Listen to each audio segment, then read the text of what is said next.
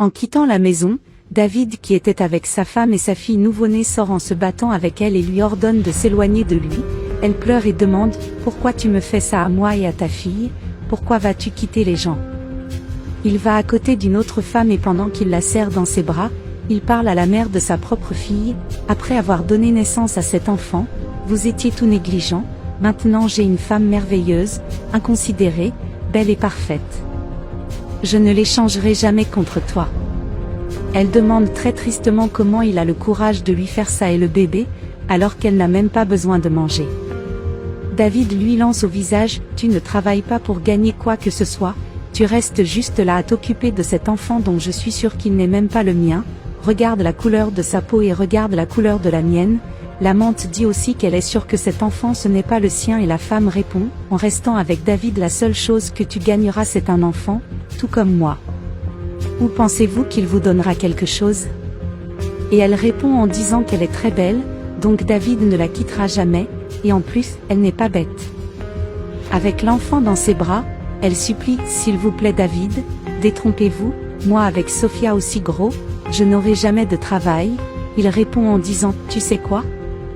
À qui je l'ai acheté, sortons d'ici, laisse ce maladroit là-bas, dit-il en appelant son amant qui l'accompagne en lui disant « Au revoir affamé ». Après le départ des deux, la femme se met à parler à sa fille tout en la caressant « Bébé, papa est parti, mais maman est là et je prendrai très bien soin de toi, je ne nous laisserai jamais manquer de rien. » Plus tard, elle se rend dans une maison et frappe à la porte.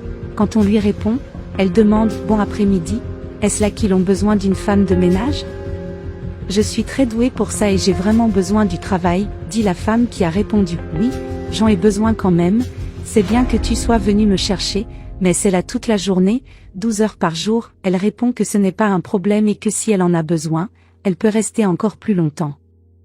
La maîtresse de maison est contente de la réponse et demande si ce bébé est le sien.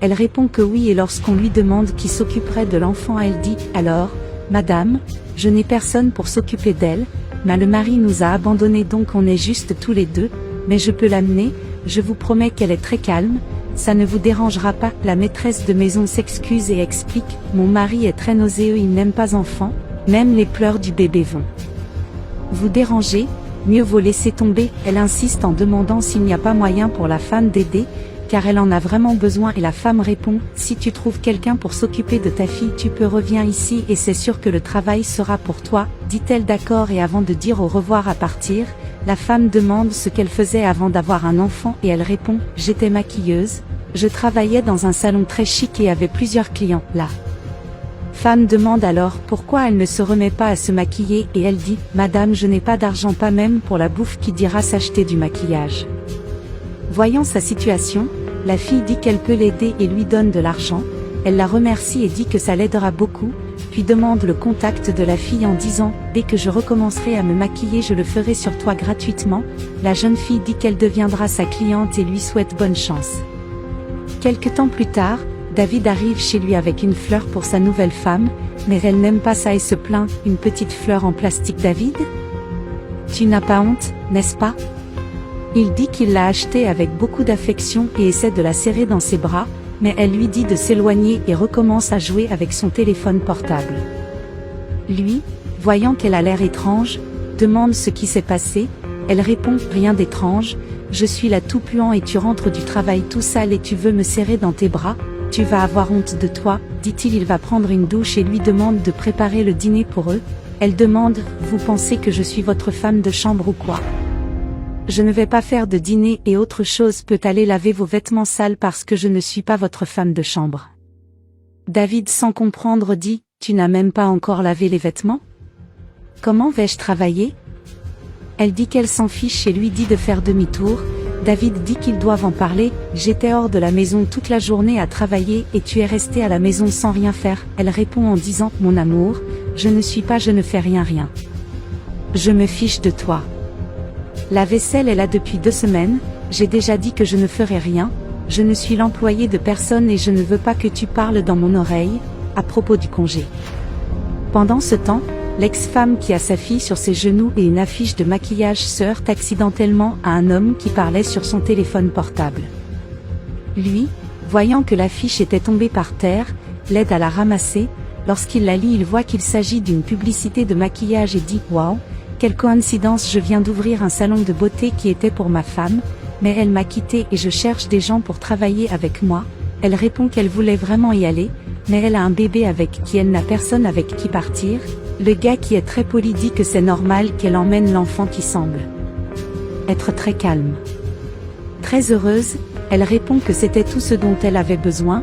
Il dit qu'il pouvait voir son désespoir et elle s'épanche sur son mari qui l'a abandonné, lui laissant l'enfant s'occuper seul sans avoir de travail. Il évoque alors la coïncidence que ce sont eux deux qui ont été abandonnés. Je me demande pourquoi il ferait une chose pareille, laisser une belle femme comme toi comme ça. Elle le remercie et il dit que le salon est à proximité. Les deux décident d'y aller pour qu'elle puisse apprendre à connaître l'environnement. Il propose d'emmener le bébé pendant un moment et elle accepte alors qu'il marche vers l'endroit. Pendant ce temps, quand David rentre à la maison un jour de pluie et entend la voix de sa femme actuelle parler au téléphone portable, il s'approche en silence pour qu'elle ne le voie pas et entend « Tu me manques aussi mon amour, j'ai hâte de quitter ça mec inutile, il ne sait même pas nettoyer une maison, je meurs d'envie de t'embrasser », crie-t-il avec indignation. « C'est quoi cette Paola? À qui tu parles? Tu me trompes ?» Elle dit au revoir au gars qui parlait au téléphone portable et dit à David, le cocu est arrivé, il demande si elle devient folle, mais elle s'en fiche et dit, non, je parlais juste à mon amour. Ne pouvant pas croire que David demande si elle n'a pas de respect pour faire cela à l'intérieur de leur maison, il dit alors, pas notre maison, c'est ma maison, tu n'as pas encore réalisé qu'il y a plus ici, j'ai quitté ma femme restée avec toi et tu m'as trompé avec une merde comme ça. Il répond, Paola lui rappelle qu'il a non seulement trompé sa femme, mais aussi largué sa fille. Si tu penses que j'ai fait du mal, tu as fait bien pire. Il crie qu'elle regrettera toujours ce qu'elle fait et ira quand même courir après lui. Dès qu'il est parti, Paola rappelle le gars qui lui parlait et lui dit d'aller chez elle, car David est déjà parti. Au salon de beauté, le propriétaire de l'établissement commence à expliquer l'endroit à Andressa et dit qu'elle peut se sentir comme si elle avait sa propre entreprise, puis il parle des heures. Paola fait l'éloge de l'endroit et il va lui montrer la table de travail qui contient déjà certaines choses, mais renforce que tout ce dont elle a besoin, elle peut le demander. Elle le remercie encore pour l'opportunité et il lui souhaite bonne chance dans ce nouveau voyage qui sera incroyable. Pour rembourser tout ce qu'il a fait, Andressa propose « Je peux préparer le dîner et vous inviter, vous changez ma vie et celle de ma fille ». Il répond qu'il serait très heureux et lui demande de venir d'abord signer les papiers du contrat.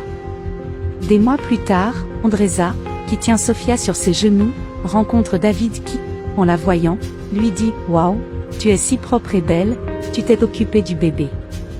J'ai une proposition pour toi, qu'en penses-tu à propos de notre retour?